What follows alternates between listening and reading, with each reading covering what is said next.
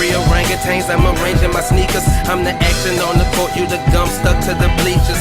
I think I'm Paul Pierce, I think I'm Rondo. High off that headband, you dying on that hydro.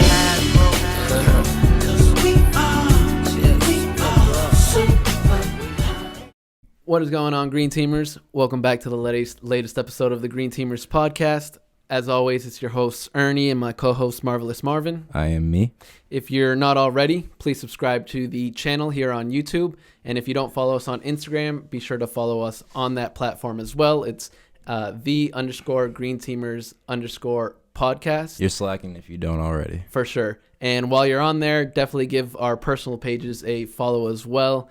We stay a little bit more active on those. We just post channel content on the actual podcast page. So give us a follow. We're funny as hell. We're honest as hell. So just give us a follow. What else are you doing? Yeah.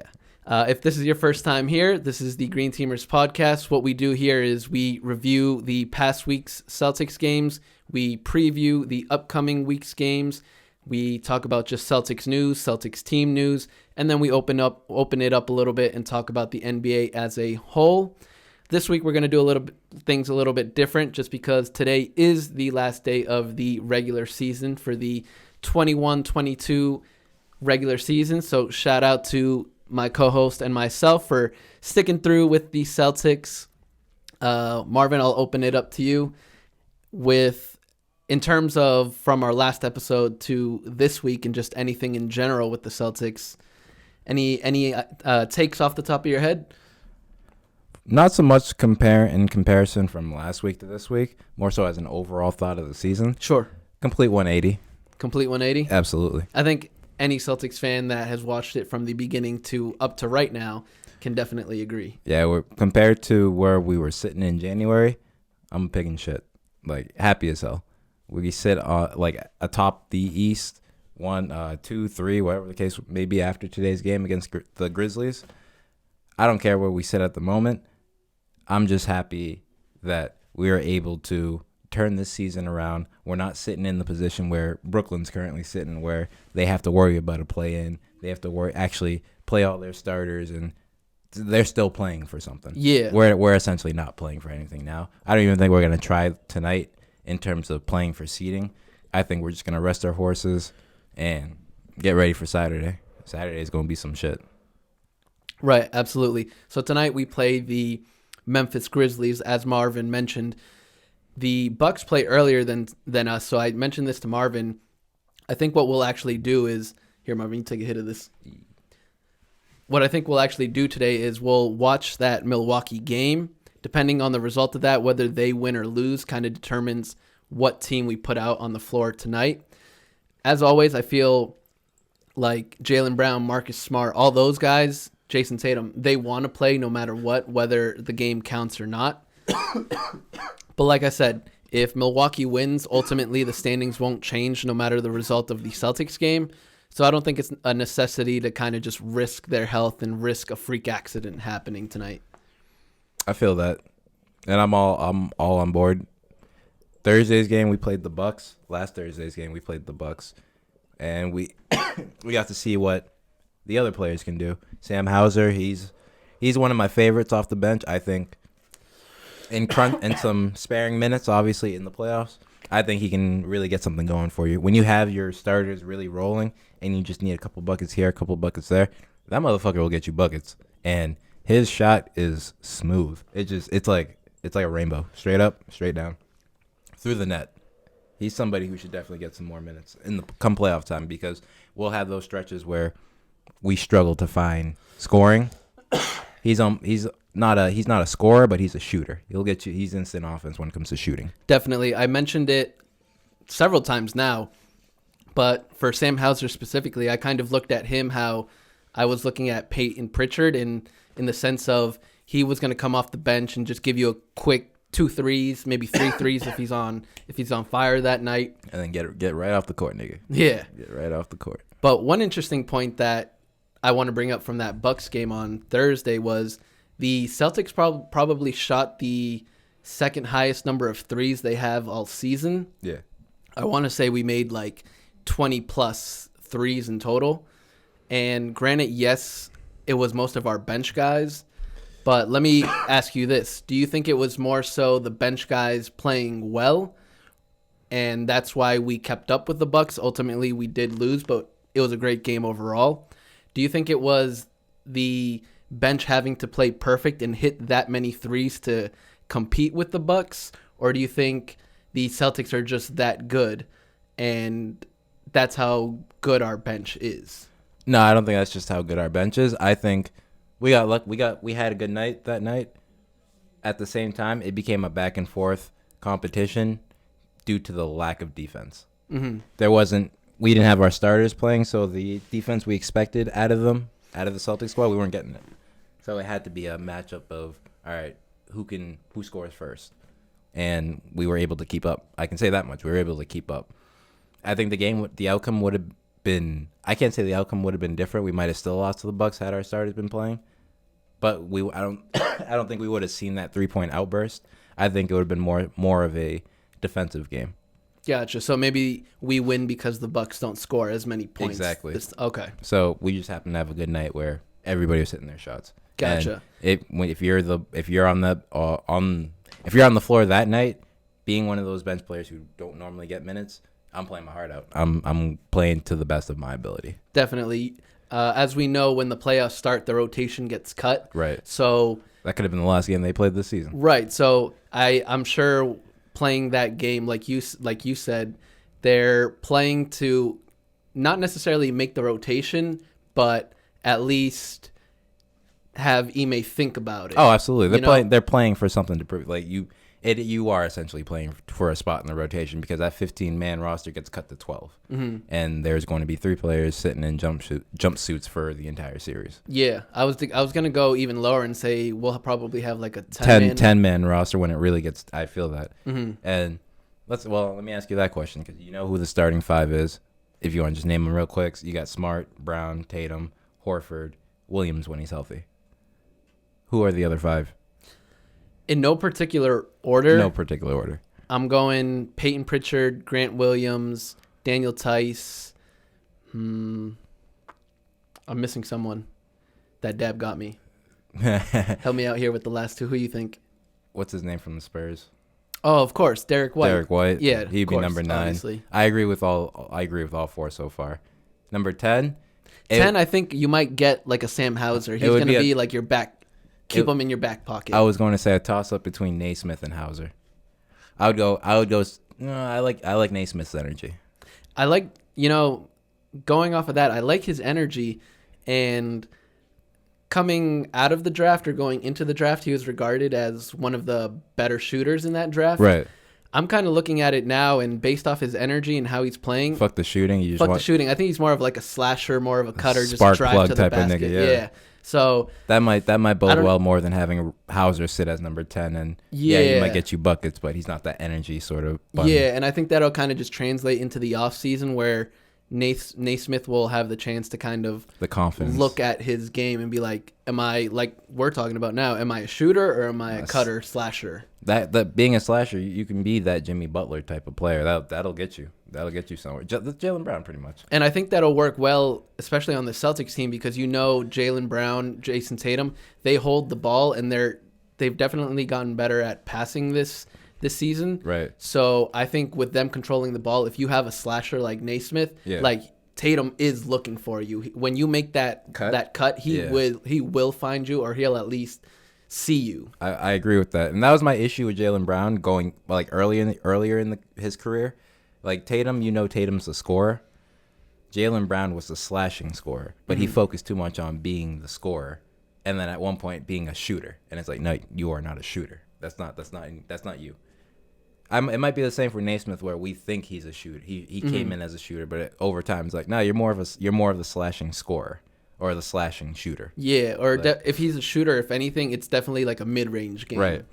Or 3-pointers when you're feeling yourself, but just off the stay in the corner type of shit. No, that's more of the Sam Hausers. And like we were mentioning, there's going to be points in the times in the playoffs where that will be beneficial.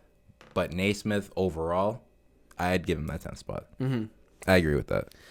Yeah, definitely. So kind of veering back on track here, Marvin, what aside from the season being a 180, tell me about what your thoughts on the season was. Like, we started off not doing so hot. Even with that start and now the turnaround, do you still consider this a good season, a great season? Great season. Great season. Great season in the sense, like, it doesn't matter how you start, it's how you finish. Absolutely. So you're saying we could go like 10-30, but if we go unbeaten after that, it's still okay? It makes up for the bullshit in the beginning. Okay. Because it shows progression. It shows whatever the issue was, y'all solved it. Mm-hmm. And that's all I need. Like, that's all I need to see. If you guys started the season how you finished, we'd be teetering as a 9 or 10 seed. We'd be where New York is. Mm-hmm. Yeah, fuck you, New York. Knicks and the Nets. Fuck both of y'all. We'd be where they're at. I'm glad we're not. Mm-hmm. So I can't sit there and get mad at, we started so slow this season. I don't know what the fuck. No, we're past that. Mm-hmm. The past is the past. Where we are currently, we sit pretty. And we're sitting in a spot now where correspondents, all these motherfuckers on ESPN, this, that, and the third, 2 months ago, weren't giving the Celtics any light of day. Now it's, oh shit, the Celtics might actually take this whole thing, might actually go far, might actually win it all. Mm-hmm. There's actual bets being placed on the Celtics, and that's where you want to be. You want to be the team that people are willing to put their money behind. Like, oh yeah, I'll put money down that they win it this year. So we're in a great spot. We weren't at that spot 4 months ago, 3 months ago. So I'm happy about the way the season turned out. Again, I stand on what I said earlier, though.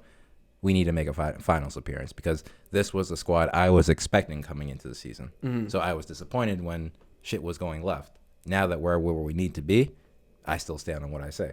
There needs to be a progression in the playoffs that's far past first round, second round, even the Eastern Something meaningful. Right, because the Eastern Conference Finals, yes, it sounds nice. Oh, I'm glad that we're back there.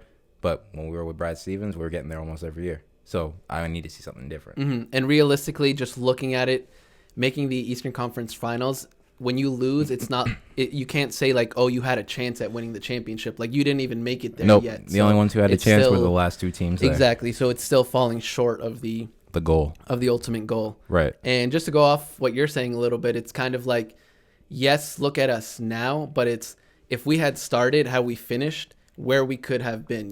I'm not saying we're copying the Golden State Warriors and getting less than 9 wins, but we could be the outright number 1 seed. We could be fighting for the best overall record. So I completely agree with everything you said. I'm on board with all that. I agree. It's not how you start, it's how you finish. But at the same time, I said it a while back. Us Celtics fans, we knew we were this good. We knew the players we had could get these results. So for us to start the way we did, it's just frustrating. And for us to be diehard Celtics fans to where we watch every night, it's even more frustrating that this is the results or the gameplay that we're shown, Right. You said it. It's the fact that you're investing your time. Time is valuable. Mm-hmm. It's no longer money at this point. It's time. So as a fan, I feel the same way about wrestling. If I'm going to sit there and invest time in your product, I expect something good to come out of it.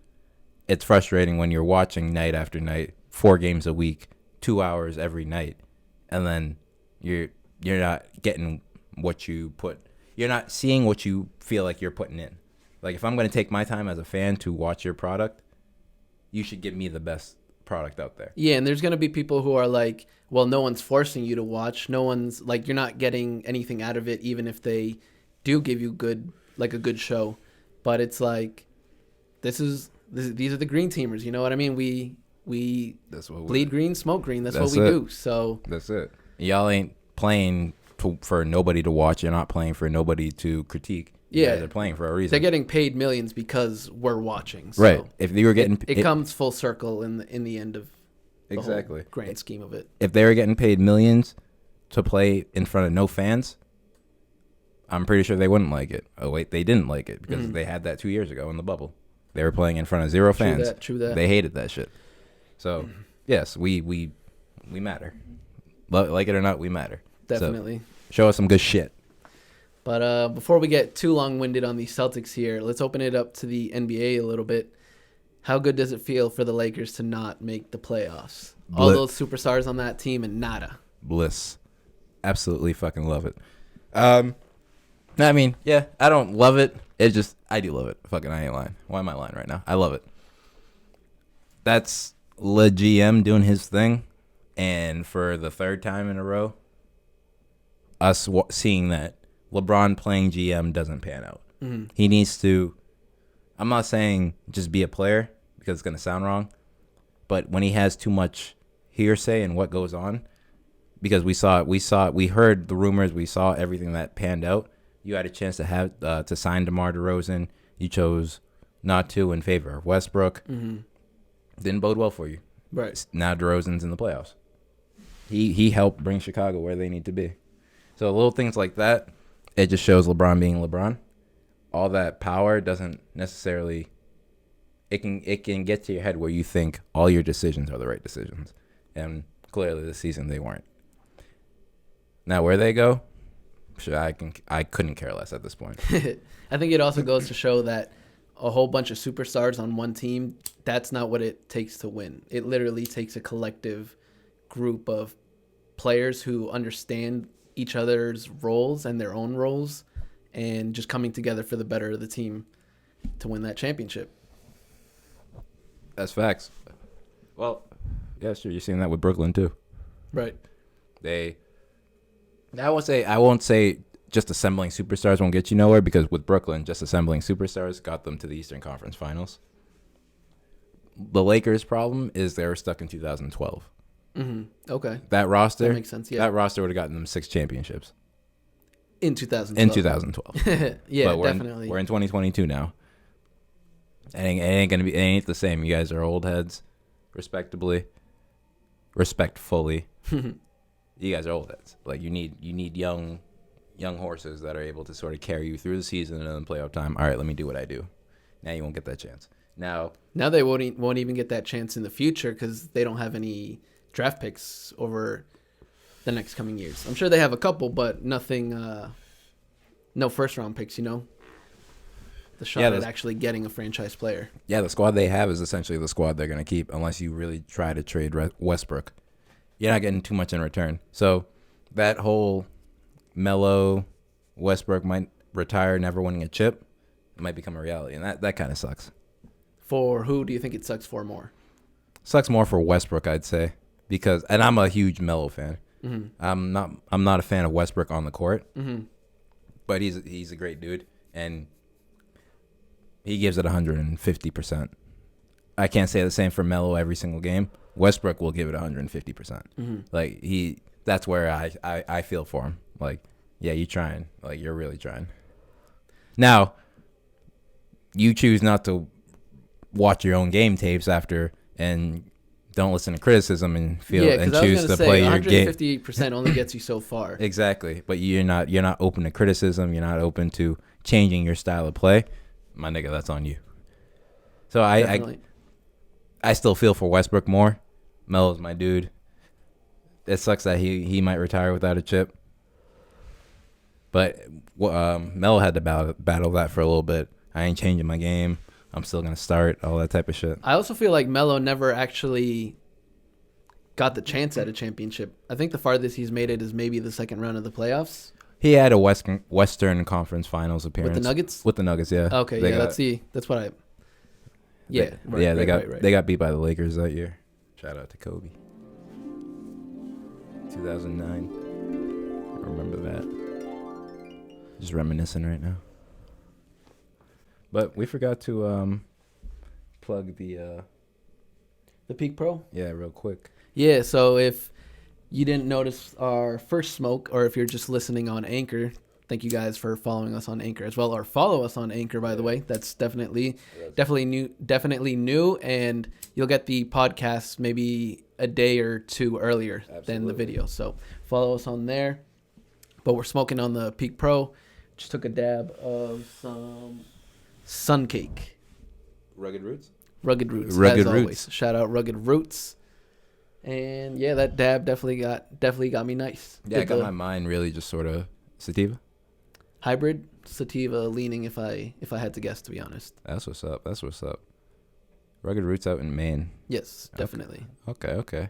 And after the season's over, we'll be focusing a little bit more on the other side of things that we normally like to do, partake in some extracurricular 420 activities. For sure. So we'll be taking trips out to dispensaries. We'll be showing you around the Wicked Baked Edibles sort of grow and show you the ins and outs of what we be smoking on, what we be eating in terms of edibles, and just in general. Right. Just when we burn, and you know how the munchies hit sometimes. Exactly, and show you how our partners work too. Yeah, I'll definitely say these are more vlog styled, but they're definitely more. They allow us to be a little bit more creative and a little bit more expressive rather than just a video of us talking on a podcast. And plus, we're outside. Who don't like being outside? Yeah. So it makes it so much more entertaining.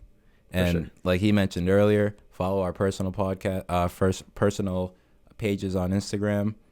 We're funny as hell. We try to come up with creative videos.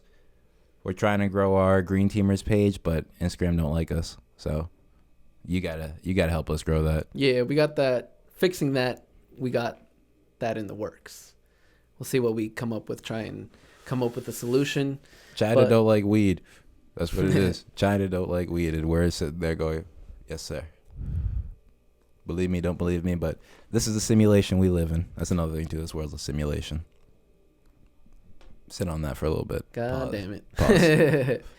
But to wrap up the video, Marvin, give me your result of tonight's game, the last game of the season. Last game of the season. Win or lose, without the whole team, or with just the bench players. Give me your take. What is it? We got all our horses. It's a dub. We play the bench instead. We're losing this game. 50, 50 and 32 might be I'm going to lean towards we're not playing the starters. We're going to play our bench and we're going to lose. So it's going to be a 50 and 32 season. Congrats to a 50-win season. And we'll be back on Thursday as well to give you our playoff thoughts as well. So, but what do you think? I think we're actually going to win. I think a 51-31 looks a lot better than a 50-32. So I'm going with the win with the full team or half the team. Still getting the dub. Catch us on Thursday, guys. Thank you for watching. Peace. Peace.